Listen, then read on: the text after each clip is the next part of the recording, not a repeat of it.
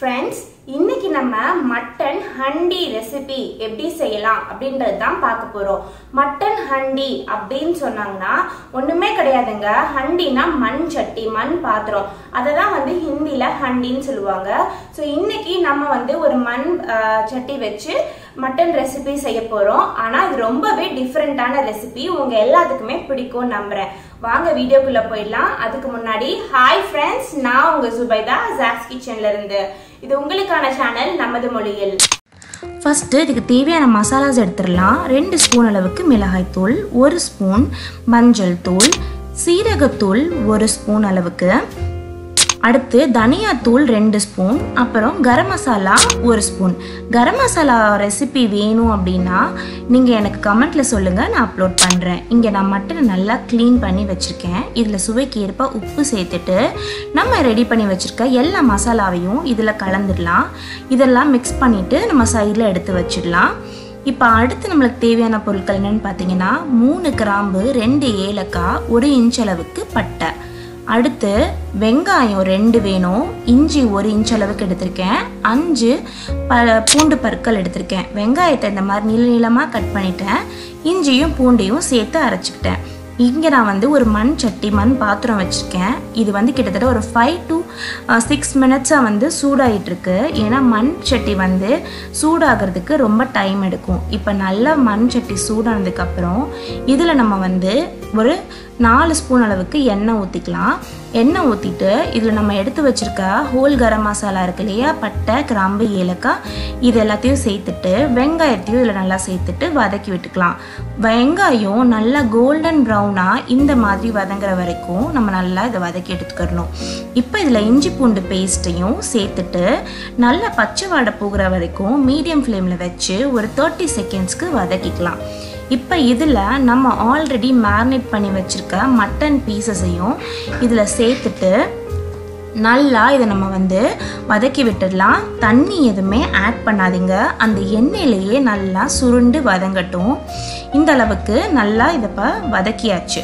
அடுத்து நம்மளுக்கு தேவையான பொருட்கள் பார்த்திங்கன்னா 1 கப் அளவுக்கு தயிர், இது ஒரு 150 ml இருக்கும், 1 டேபிள் ஸ்பூன் அளவுக்கு கோதுமை மாவு எடுத்து வச்சுருக்கேன். இப்போ தயிரை ஃபஸ்ட்டு நல்லா இந்த மாதிரி ஒரு ஸ்பூனை வச்சு பீட் பண்ணிவிட்டு எந்த ஒரு கட்டிகளும் இல்லாமல் நல்லா ஸ்மூத்தாக்குனதுக்கப்புறம் இந்த மட்டன் வெந்துட்டுருக்கு இல்லையா, அதில் சேர்த்துடலாம். சேர்த்துட்டு அதையுமே நல்லா மிக்ஸ் பண்ணி விட்டுக்கலாம். முடிஞ்ச அளவுக்கு போன்லெஸ் மட்டன் வாங்கினீங்கன்னா ரொம்பவே ஈஸியாகவும் குக் ஆகும், அதே மாதிரி நல்லா டேஸ்ட்டாகவும் இருக்கும். இப்போ பாருங்கள் நல்லா மிக்ஸ் ஆகி வந்துட்டுருக்கு. திரும்பவும் சொல்கிறேன், தண்ணி ஊற்றிடாதீங்க.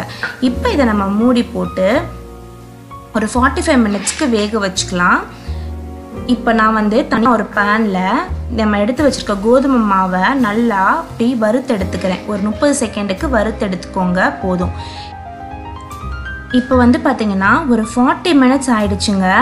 இப்போ இதுக்கு நடுவில் நான் 40 மினிட்ஸ்க்குள்ள நடுவில் நான் இதை ஓப்பன் பண்ணி கிண்டி விட்டுக்கிட்டே இருந்தேன்.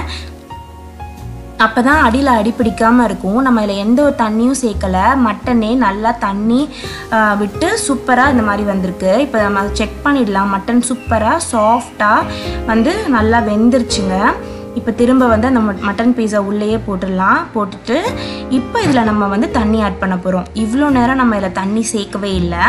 இப்போ தான் இதில் ஒரு 150 mlக்கு தண்ணி சேர்க்க போகிறோம். ஏன்னா கோதுமை மாவு இதில் சேர்த்தோனையும் இதில் ரொம்பவே திக்காகும். இப்போ நான் 1 ஸ்பூன் அளவுக்கு கோதுமை மாவில் நம்ம கொஞ்சமாக தண்ணி ஊற்றி நல்லா அதை கட்டி இல்லாமல் கலந்து எடுத்துக்கலாம். இப்போ இதை நம்ம கிரேவியில் ஊற்றிடலாம். இந்த கிரேவியில் ஊற்றுனதுமே பார்த்திங்கன்னா நல்ல ஒரு திக்கான கன்சிஸ்டன்சி வர ஆரம்பிச்சிடும். அது ரொம்பவே க்ரீமியாகவும் இருக்கும், ரொம்பவே டிஃப்ரெண்ட்டான ஃப்ளேவராகவும் இருக்கும். ஸோ நீங்கள் இது வரைக்கும் இந்த மாதிரி ட்ரை பண்ணது இல்லை அப்படின்னா கண்டிப்பாக ட்ரை பண்ணுங்கள். பாருங்கள் நல்லா திக்காக ஆரம்பிச்சிருச்சு. இதை மூடி போட்டு இன்னும் ஒரு 10 மினிட்ஸ்க்கு வேக வச்சு எடுத்துக்கலாம்.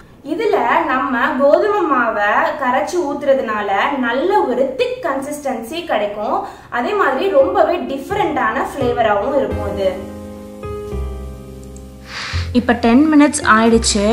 இதில் கொத்தமல்லி தலையை தூவிடலாம். தூவிட்டு இதை நல்லா மிக்ஸ் பண்ணி விட்டுட்டிங்கன்னா இது நீங்கள் சப்பாத்தியோட ஸ்டீம் ரைஸோட செமையாக இருக்கும். பார்க்கவே செம்ம டெம்டிங்காக இருக்குல்ல. ஸோ இந்த ரெசிபியை நீங்கள் கண்டிப்பாக ட்ரை பண்ணி இந்த டிஃப்ரெண்டான மட்டன் ஹண்டி ரெசிபி உங்க எல்லாத்துக்குமே பிடிச்சிருக்கு அப்படின்னா நம்ம சேனல் ஜாக்ஸ் கிச்சனை மறக்காம சப்ஸ்கிரைப் பண்ணிக்கோங்க.